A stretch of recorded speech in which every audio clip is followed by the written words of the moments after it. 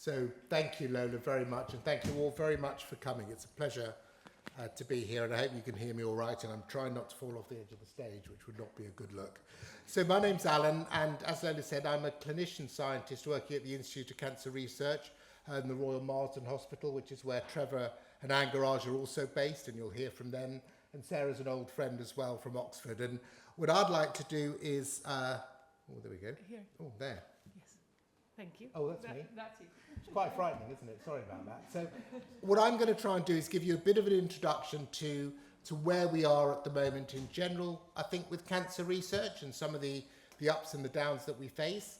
And then to introduce, by way of background, I think, for the other speakers as well, a particular area of interest of mine, which you've heard from Lola, is immunotherapy. And I think, all of us here are very interested in that. But also to set the scene about the data science and the artificial intelligence that you'll hear about later on, which is becoming, more and more an integral part to absolutely everything that we do now. So what is going on these days with cancer, and where are we with the research program? So cancer is unfortunately becoming more common. It is a global health problem. There is no question about that. We're all tending to live longer, and for the most part, cancer is a disease of older age. So cases are going up. However, there's plenty of room for optimism, and we are doing better overall with advances in all sorts of areas. And the treatments for cancer that have been around for decades now are the same and continue to be an absolute central pillar of what we do. So surgery is sort of perhaps the first, and in general will very often apply. If you have a cancer and it can be taken out safely and without causing too many problems, often that should be done and will be at the heart of cancer treatment. And it's fair to say that surgery still cures more cancers than the other types of treatment that we have. But over the years, of course, the other things we hear about are chemotherapy and radiotherapy. Chemotherapy is not as old as surgery. It sort of arose after the Second World War, but essentially it's about using drugs to treat cancer, but they're relatively non-specific. If you like, they're poisons, which in general, and I'm being oversimplified, but they tend to poison the cancer cells more than they will poison your normal cells, but still relatively unsophisticated compared to where we are today. What do they do? How do they work? We're learning more about that, and that's becoming more and more important. I mean, radiotherapy is the other type of treatment often used for cancer. I trained as a radiotherapist back in the day. Again, a type of treatment, it's common, it's well understood, it's not going away. And more, and we'll touch on this perhaps, is that combinations of these treatments are becoming more and more critical. How do you put these things together? We've worked on this for many years. For example, in some types of bowel cancer, if you've had an operation, even if it's taken all of the cancer away, you will benefit from some follow-on chemotherapy, again with some types of breast cancer. And the same with radiotherapy. So we have to put these building blocks together. But the area that I'm particularly interested in is this complete new world of immunotherapy, which is entirely different. And I'll come back to that, and that it doesn't work in the ways that chemo and radiotherapy does. And the thing that I've put there at the bottom, I think, is at the heart of what we believe we need to do with the enormous help and support of CRIS, which is to understand what is going on scientifically. In the good old bad old days, we would put together combination treatments, chemotherapy, drug A alone, plus another drug, plus surgery. It was all rather empirical. We did not really understand enough about how these things work and how we can help them to work better. And to do that, including with the old treatments and the new, we really need to understand how the science behind what goes on in the cancer cell, in the immune system, how they talk to each other, in all sorts of areas. And that is something that is now exploding, I was going to say expanding area of research.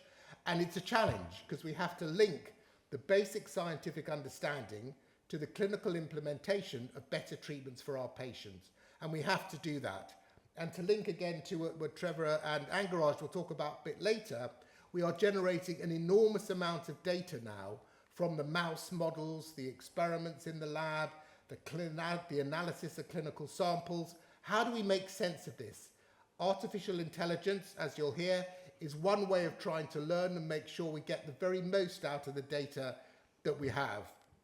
I'm sorry to sound a bit sort of old and decrepit, but when I started in immunology, with my PhD, we put a tumour in a mouse, we watched it grow, We treated it with something, an immunological agent, and we published a paper. We hoped the tumour got smaller, and that was it. These days, you can do those experiments, and of course, the improvement of the tumour is at its heart, but we are now sequencing. We sequence the DNA, the RNA, the T-cell receptor. We can do pathology, enormous amounts of data, but we're in danger, I think, if we're not careful, of not understanding what we do well enough, and that means eventually we will not be able to get the most that we can out of all of this data to the ultimate benefit of patients. So what is immunotherapy? As I say, I think it's the greatest advance in cancer therapy in the last 20 years or so, and I don't think many would argue with that. The reason it is so very different is what it does is not so much try and kill the cancer directly, it activates your own immune system to attack the tumour. And that's really important and has been known about for many, many years. We always knew that sometimes tumours went away, and sometimes, for example, if you got an infection, your cancer would go away. You know, how does that work? But we didn't really understand, and it's only with our increased scientific understanding, and I'm sorry, I'll keep to banging on this particular drum, as we've understood it, then we can apply it much better and better. But the first successful clinical trial, which was in melanoma, the most serious type of skin cancer, was only published in 2010. It is not that long ago, and I remember thinking then, well, at least there's something in this immunology I've been working on for 15 years at that point. At least there's some good. But if you told me in 2010 that immunotherapy was now going to be used as much as it is, in as many cancers as it is, I would never have believed you. And there's a list there: lung, bladder, head and neck. It does not work for everybody. It is not a magic bullet, but its use is being expanded all the time. And to do better and to work better, we need again to go back to the science and back and forth between the clinic and the lab, as we try and do. And CRIS, I think, is absolutely on board with that mission. And that is really what the purpose and drive of where we are. So the types of immunotherapy, I'm not going to dwell long on this, but so the ones that I'll start with, so these guys, these checkpoint inhibitors, these were the blockbuster drugs that started it all 10, 15 years ago. They are antibodies which block the brakes on the immune system, so they send your immune system into non-specific overdrive, and that can have very beneficial effects against the cancer, particularly, for example, in melanoma. Other things that are quite common that are out there, these cell therapies you may have heard of, things like CAR T cells. This is where you take cells out of a cancer patient, you manipulate them, you genetically modify them in various ways, you can give them back and you can treat and potentially cure patients. CAR T are very much at the heart of things like leukemias at the moment. They don't work very well in solid cancers, but a lot of interest and excitement. Oncolytic viruses are an area that I've worked on particularly for many years.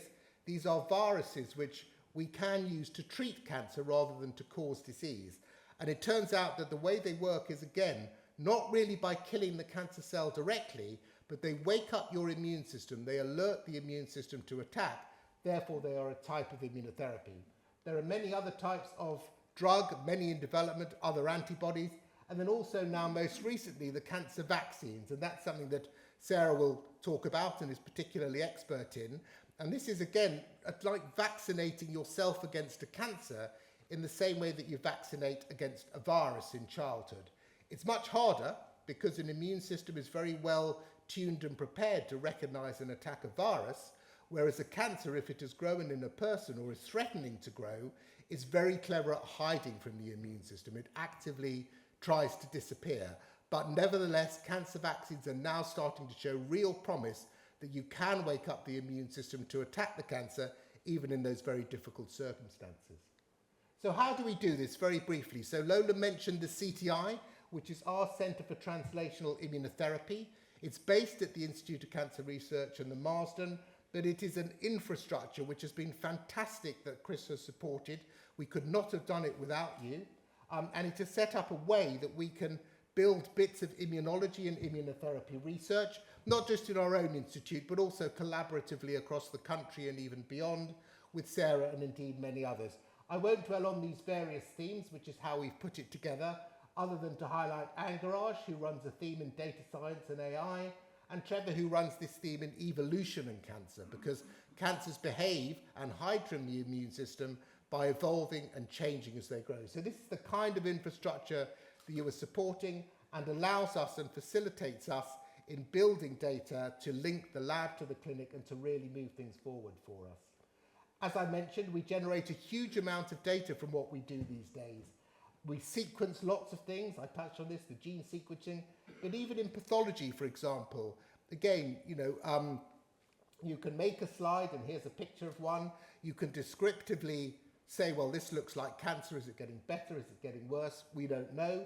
But now with digital pathology, AI, the data science that these guys work particularly on, you can quantitatively analyze and scan these images and build data sets which can answer key questions that are what is happening in the mice initially, but also critically in the patients. And again, labouring the point a bit, but it's all about the data and what do you learn from that and how do you do that. So I'm going to stop there, and I don't know whether Lola, you'd like to, I will pause and say any questions for me. That's just a general overview and a bit of a setup for what's to come. But if you'd like to ask any questions to me at this point, please do put your hand up. Oh. No, I'm just wondering, I don't know, we have a microphone or you hear me well? It's why in immunotherapy we always hear how some patients are the same. They come to have the same type of tumor. They go through and suddenly one it works in immunotherapy and in the other patient doesn't work. So are we improving the knowledge of why some? I know there are different types of cancers and different immunotherapies that work, but for example, in lung cancer, they say that it's like, well, you have this opportunity, but we don't know whether it will work. How are we trying to solve that? So I think the answer is we're improving, but there's still a long way to go. So you're absolutely right.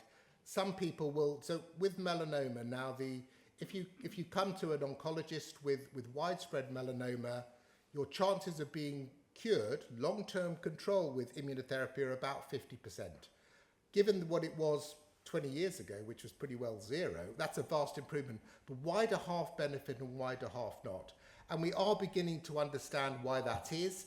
There are various approaches that are taken, again, the sequencing, the data that we generate, but essentially the take-home message from that particular context and many others is that when a tumour is what we call immunologically hot, it does better with immunotherapy. So what do I mean by that? And what I mean is that, for example, on this pathology side, which is on the last one, it doesn't matter, you can remember it, but essentially if your immune system is already recognising your tumour a bit, you've got a much better chance of boosting that immune system to do better.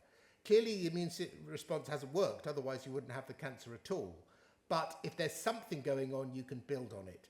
With some cancers, there is nothing going on. We call it an immune desert.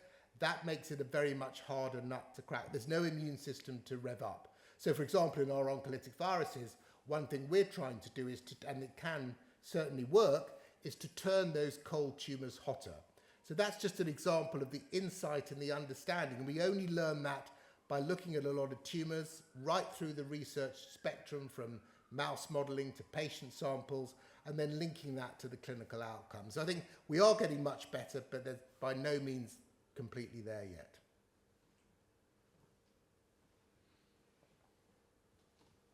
I maybe just it's a related question, but and maybe this is you debunking something that stuck in my brain that's not correct, but I have an understanding along the lines of what Lois says that some people are genetically predisposed to either benefit from immunotherapy or not.